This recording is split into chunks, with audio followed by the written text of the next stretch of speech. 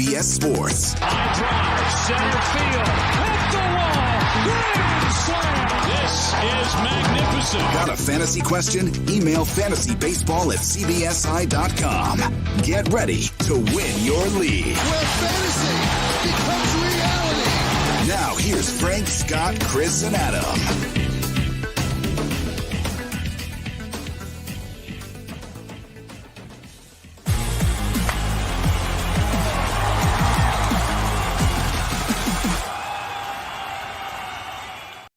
This is like the MLB trade deadline all over again. Madness. I love it.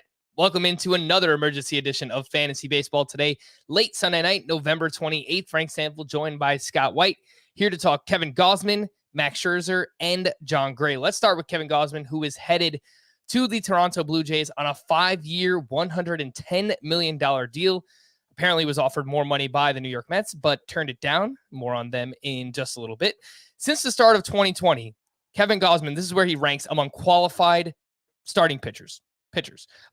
Seventh in ERA with a 3.00 ERA. Sixth in K- walk rate, 23.5%.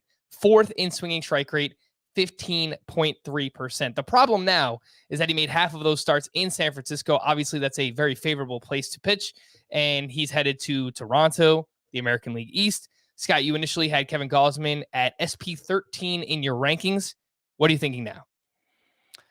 I'm thinking I'm not so interested in downgrading him that much. And it seems like there is a certain amount of freak out going on among fantasy baseballers because of that venue shift. And it's reminiscent of Jose Barrios going from a less extreme pitcher's park in Minnesota to Toronto at the trade deadline last year. And I was kind of freaking out over that because, it's not like Barrios in Minnesota was even what Gausman had been in San Francisco. I think the most encouraging stat here is xFIP. Always, right? I'm always citing xFIP. The thing, one thing that we don't talk about often with xFIP is that it neutralizes for venue because it basically replaces home run rate and FIP with fly ball rate. So fly balls, it's not measuring whether or not they go out of the park. It's just measuring whether or not it's hitting the air. And that's independent of venue. So Kevin Gausman's xFIP with the Giants the past 2 seasons is just as impressive as his ERA. It's let's see, I had the number here. I lost it. I think it's 322 versus that even 3 ERA. So very good, regardless of which metric you're measuring him by. So I think the big question for Kevin Gausman isn't so much can he adapt to this new environment. I think he'll be fine. His ERA, there's a good chance it goes up some, but to the point that he's not going to be a frontline pitcher anymore. Well, if he's legitimately the guy he's been for his past 43 starts, I don't think it's enough to worry about. The question is he legitimately the guy he's been for his past 43 starts? And the second half numbers give you reason to wonder. He had an ERA over 4.4 in the second half. So the last 15 of those 43 starts, the ERA was pretty high. Now, everything else was great. Swinging strike rate was awesome. Strikeout rate, great. All the peripherals pretty much during that second half slump for Gausman still pointed to a pitcher who had broken through as a high-end hurler. He just had an ERA during that 15-start stretch. So do you take the 43 starts at face value? Do you fixate on those 15 starts for a guy who has a spotty, not so much a spotty track record, but just was a mediocre pitcher prior to 2020? Obviously one of those sample sizes is bigger than the other. Also, I don't know that Oracle Park from 2020 on, basically the exact same period during which Gausman pitched there, I don't know that you can assess that as the same way as you assess pre-2020 Oracle Park, because beginning in 2020, the time Gausman arrived there, it's played much fairer than it has historically. I was actually just looking at Park Effects earlier today, and it was close to neutral. It was still slanted toward pitchers, but not in the extreme way it's been for the majority of its history. So, it may be less extreme park shift than we're even giving it credit for. That I do agree with, but I think you would still say in comparison to Rogers Center and Toronto, it's a decent change. Like it's not nothing, right? So it's not nothing. Like it doesn't help. Just like I said on the previous emergency pod, you never like to see a hitter sign with the Marlins, as Avisail Garcia did. You never like to see a pitcher leave the Giants. Yeah. Right. But he's going to a contender, stacked lineup, will present him with a lot of opportunities to win games. Will his ERA go up some? Probably. If he's legitimate, if Kevin Gausman is legit, then it'll still probably be better than a 3.5 ERA. He'll still miss a ton of bats. He'll still go deep into games. He'll win a bunch of games. I could see dropping him 2 spots from 13th to 15th. That would put him behind Aaron Nola and Charlie Morton in my personal rankings. But I'm not willing to go any further than that. Yeah, you're right. Like if he just continues what he's been, he's going to come as a steal once again because he finished as SP8 in 5x5 Roto this past season, and he's currently SP16 in early ADP. So, things could change. I think if anything happens, he's probably going to move down in ADP a little bit after this signing. We'll see what happens ultimately. But let's talk about that ADP. 54.14. He's going within 5 picks of 3 other starting pitchers. So a couple of names here that are really bunched up. Yeah. Gausman, Freddie Peralta, Logan Webb, Jack Flaherty. Who do you prefer from that group? So I noticed you asked this on Twitter in poll form between those 4 pitchers, and I was shocked by the result. Should we go ahead and reveal the result? Let's do that. The result was Gausman was 4th. Yeah, he was last of that group. Only 15% of the vote. Jack Flaherty was first with 33.5%. So what I find amazing about that is the 3 pitchers he's being compared to, because by my own rankings, by my own sensibilities, Gausman isn't even in the same tier as Flaherty, Freddie Peralta, and who's the third one? Logan Webb.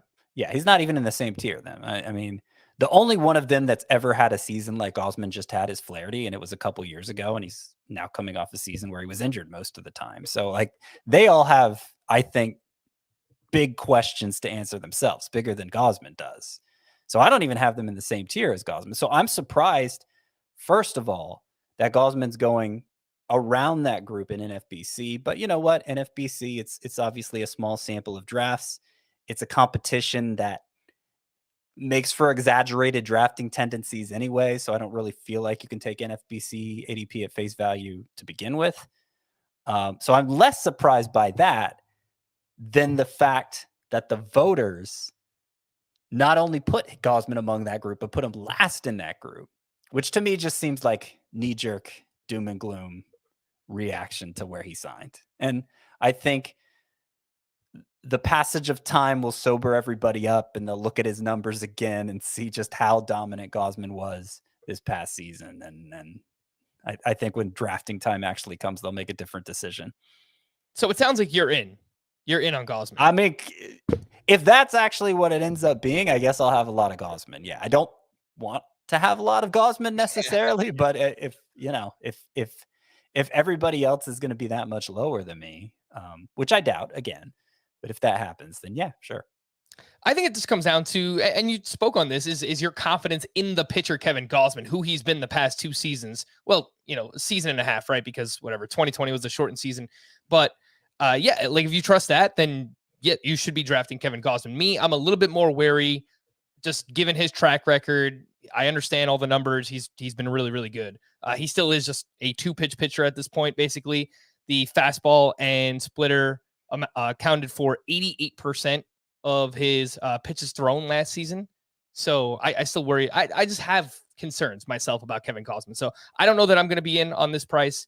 I'll see, if he starts to slide a little bit, maybe I'll jump in there. But let's move on. Nothing is done yet, but John Morosi is reporting the Mets are close to finalizing a multi-year deal with Max Scherzer. Now, this is awesome news for, Mets fans. Obviously, like already brought in Starling Marte. Like you should be very excited about this if it happens. Sounds like it's going to be either 3 or 4 years. Max Scherzer already 37 years old. So, I mean, you're committing a decent amount of time to someone who's pretty old. And But an average annual value of like 40-ish is what's yeah, been thrown out there, right? Over 3, like, this is going to all be a right. great.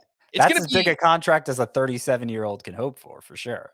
right. Yeah, I was going to say like this is going to be an unprecedented contract for the player, his skill level, and like where he's at just in his career at this point. But he was still amazing this past season. Third in Cy Young voting. Yeah, 2.46 ERA, 0.86 WHIP, 236 strikeouts, over 179 and a third innings pitched. Finishes the SP1 in 5x5 Roto. He was the SP2 in fantasy points per game. You have some of these concerns, obviously getting up there in age, wasn't able to pitch in the NLCS due to dead arm, said that it was, quote, overcooked. So I don't know. What would you think if this actually does happen, Scott? Max Scherzer to the New York Mets. How would you feel about that? I mean, Max Scherzer was one of Cy Young in Detroit. Right. Or 2. He either won 2 in Detroit or Washington. He won at least 1 in each of those locations, and then pitched a half a season with the Dodgers, was just as dominant as he's always been. I don't think going to the Mets changes anything. I don't think going to, the moon would change anything for Max Scherzer. We know who he is until he gets too old to be that, and he is verging on that potentially. But there hasn't been enough let up in his production to really worry about that. I think going into 2022, he did see his workload cut back just slightly. So he was more that 6-7 inning guy than a 7-8 inning guy that we've always known him to be. But that's nitpicking. I mean, he's going to be one of the first 5 pitchers off the board in all likelihood, whether he's with the Mets or not. Yeah, I think that's the biggest takeaway, right? Is like he's going to be fine no matter where he pitches. Maybe Coors Field wouldn't be great, but we know that's not going to happen. His ADP right now is 17.8 as the 5th starting pitcher off the board, going behind Garrett Cole, Corbin Burns, Walker Buehler, and Brandon Woodruff. If anything changes from now and the next time that we podcast, we will update you on the situation. But it sounds like Max Scherzer, once again, close to a deal with the New York Mets. Let's wrap up here, Scott, with Jon Gray to the Texas Rangers on a 4-year, $56 million deal. One of those pitchers that was actually a little bit better at Coors Field than he was on the road in his career. And we're talking like, it's very minuscule. It's like a 4.56 ERA versus a 4.65, something like that. With that being said, his 4.59 career ERA is much higher than his underlying numbers. So, maybe pitching in Colorado has led to some unluckiness for Jon Gray, but a 3.80 xFIP, a 4.00 Sierra with over a strikeout per inning for Jon Gray. And for what it's worth, Eno Saris tweeted this about Gray: plus slider, the curveball is above average outside of Coors, and the team that gets him will believe that they can make some changes on the fastball profile, which fit Coors. Either way, the floor is super high for Jon Gray. The ADP right now, 298.32. I have to imagine that's going to jump at least 50 picks. Yeah. So, Saris offered the specifics that I was lacking there, but I think what could easily get lost in the Jon Gray analysis is the effect that pitching at Coors Field has on an entire pitcher's profile. Jon Gray coming out of college was about as high end as a pitching prospect gets. And it's to his credit that he's navigated Coors Field as well as he has, but like he's obviously had to change some things to do that. He's had to, neuter part of what made him so effective in college. Cutting back on certain pitches and just developing different habits altogether. And it'll be interesting to see if he can unlearn those habits after 7 years at Coors Field. That's a long time, obviously. And is he set in his ways now? Hopefully not, because, we see the road numbers being what they are. Not, anything to get excited about in fantasy, especially with the Rangers supporting cast to back him up. But if he can recapture part of what was lost just to survive Coors Field, then he could be a pretty exciting pickup late in fantasy. There may be a ceiling. He may be able to achieve a ceiling that people had forgotten he had. Who would you rather draft right now, Scott? Jon Gray or Corey Kluber, who just signed with Tampa Bay? I believe Jon Gray. I believe so as well. I don't want to overreact too much to this, but I'm a little excited. I'm a little excited to see what Jon Gray could do outside of Coors Field. So we'll see. I mean, obviously, I think he made some really good points, some things that he has to change up now regarding the arsenal and just some habits that he's had in the past. So we'll see if Jon Gray can do that. And if he can, then he could be pretty damn good here with the Texas Rangers.